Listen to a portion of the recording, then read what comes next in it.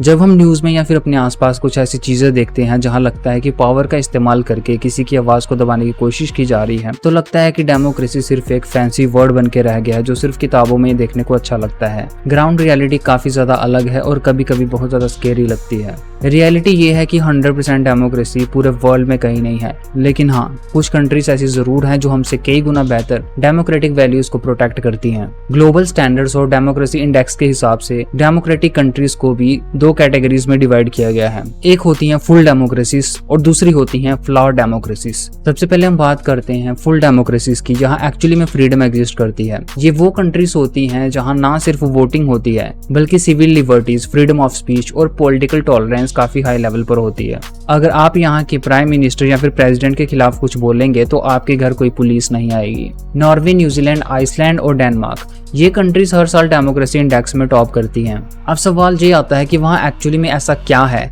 कि ये हर साल डेमोक्रेसी इंडेक्स में टॉप करती हैं और इन्हें फुल डेमोक्रेसीज की लिस्ट में गिना जाता है। सबसे पहला है इंडिपेंडेंट जुडिशरी एंड पुलिस। वहाँ की पुलिस और कोर्ट्स किसी नेता के इशारे पर काम नहीं करते। अगर कोई नेता अपनी पावर का मिसयूज करके किसी के ऊपर फेक केस करने की कोशिश करता है तो उल्टा कोर्ट ही उस नेता के ऊपर हैवी फाइन लगा देता है या फिर उसे जेल की सजा तक सुना देता है। सेकंड है राइट टू डिसेंट। वहाँ पर मीडिया और आम लोग बिना किसी डर के सरकार की खिंचाई कर सकते हैं। थर्ड है इक्वालिटी बिफोर लॉ। वहाँ के प्राइम मिनिस्टर को भी ट्रैफिक फाइन लगता है जो कि उन्हें भरना पड़ता है क्योंकि लॉ सबके लिए बराबर है। अब हम बात करते हैं फ्लॉ डेमोक्रेसीज के बारे में, जहाँ इलेक्शंस तो होते हैं पर इन कंट्रीज में लूप होल्स बहुत सारे होते हैं। इस कैटेगरी में यूएसए और इंडिया जैसे बड़े देश आते हैं। अब इनको फ्लॉ डेमोक्रेसी क्यों कहते हैं, इसके ऊपर हम बात कर लेते हैं। इन कंट्रीज में इलेक्शंस तो होते हैं लेकिन सिस्टम बहुत ज्यादा वीक होता है। लोग वोट देकर सरकार को तो चुनते हैं लेकिन जो इंस्टीट्यूशंस होते हैं जैसे कि पुलिस, इन्वेस्टिगेटिव एजेंसीज या फिर लोकल कोर्ट्स, उन पर रूलिंग पार्टी का कंट्रोल या फिर प्रेशर बहुत ज्यादा होता है।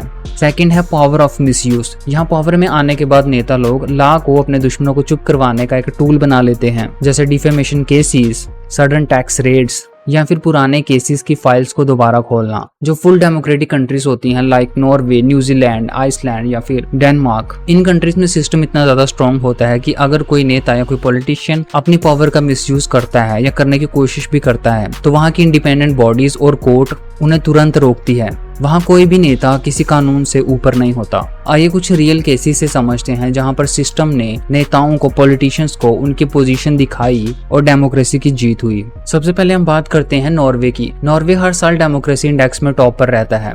सो एक्चुअली में क्या हुआ था, कोविड-19 के टाइम पर जो नॉर्वे की वहाँ की प्राइम मिनिस्टर थी अर्ना सोलबर्ग, उन्होंने रूल बनाया था कि एक जगह पर 10 से ज्यादा लोग इकट्ठे नहीं हो सकते, लेकिन उन्होंने अपना खुद का ही 60th बर्थडे मनाने के लिए एक रेस्टोरेंट बुक किया था जहाँ पर 13 लोग इकट्ठे हो गए। उनका खुद का रूल था कि 10 लोग से ज्यादा इकट्ठे नहीं हो सकते, लेकिन 3 एक्स्ट्रा हो गए यानी 13 लोग इकट्ठे हो गए। इसके बाद क्या हुआ, वहाँ की पुलिस ने बिना किसी के डर के पीएम पर हैवी फाइन लगा दिया और एक इन्वेस्टिगेशन शुरू कर दी। पुलिस ने पीएम पर हैवी फाइन लगाया और उन्हें पब्लिकली आकर माफी मांगनी पड़ी। पीएम को पब्लिकली आकर माफी मांगनी पड़ी, लेकिन इसके बाद किसी भी नेता ने पुलिस वालों का ट्रांसफर नहीं करवाया, ना ही केस को दबाया गया, क्योंकि कानून सबके लिए बराबर है वहां पर। सेकंड केस है न्यूजीलैंड का। यहाँ पर वहाँ के कोर्ट्स ने गवर्नमेंट के लॉकडाउन को ही इलीगल बोल दिया था।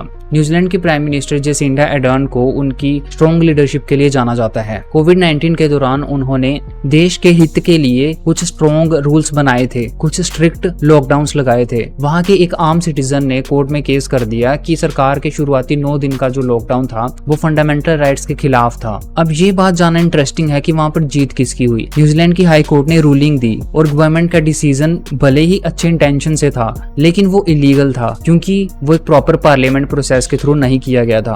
गवर्नमेंट ने चुपचाप कोर्ट का फैसला माना और अपनी गलती को सुधारा। लेकिन ये बात इंटरेस्टिंग है कि वहाँ पर किसी सिटीजन को देशद्रोही बोलकर जेल नहीं भेजा गया। थर्ड केस है यूनाइटेड किंगडम का। यहाँ पर पीएम ने जब पार्लियामेंट को सस्पेंड किया तो कोर्ट ने उसे इलीगल कह दिया। यूके को फ्लॉड और फुल डेमोक्रेसी के बॉर्डर पर देखा जाता है लेकिन उनका जुडिशियल सिस्टम बहुत ज्यादा स्ट्रॉन्ग है। सो ईयर 2019 में क्या हुआ, वहाँ की प्राइम मिनिस्टर बोरिस जॉनसन ने ब्रेक्सिट के चक्कर में पार्लियामेंट को कुछ हफ्तों के लिए सस्पेंड कर दिया था। ताकि अपोजिशन उनसे सवाल ना पूछ सके। इसके बाद क्या हुआ, अपोजिशन और एक्टिविस्ट ने इस डिसीजन को कोर्ट में चैलेंज किया। इसके बाद क्या हुआ, यूके की जो सुप्रीम कोर्ट थी उन्होंने फैसला सुनाया कि सरकार का ये जो फैसला था ये अनलॉफुल, नल और वॉइड था। कोर्ट के ऑर्डर के बाद पार्लियामेंट को दोबारा तुरंत शुरू कर दिया गया और पीएम को पीछे हटना पड़ा क्योंकि कोर्ट के आगे उनकी पावर जीरो थी। इन देशों में डेमोक्रेसी इसलिए जिंदा है क्योंकि वहाँ की जो इंस्टीट्यूशंस हैं जैसे कि पुलिस और कोर्ट्स, वो किसी नेता की नौकरी नहीं करते, वो सब कॉन्स्टिट्यूशन के लिए काम करते हैं। अगर वहाँ पर कोई नेता अपनी पावर का मिसयूज करके फेक केस करने की कोशिश करता है तो वहाँ का कोर्ट नेता का करियर पहले ही खत्म कर देता है।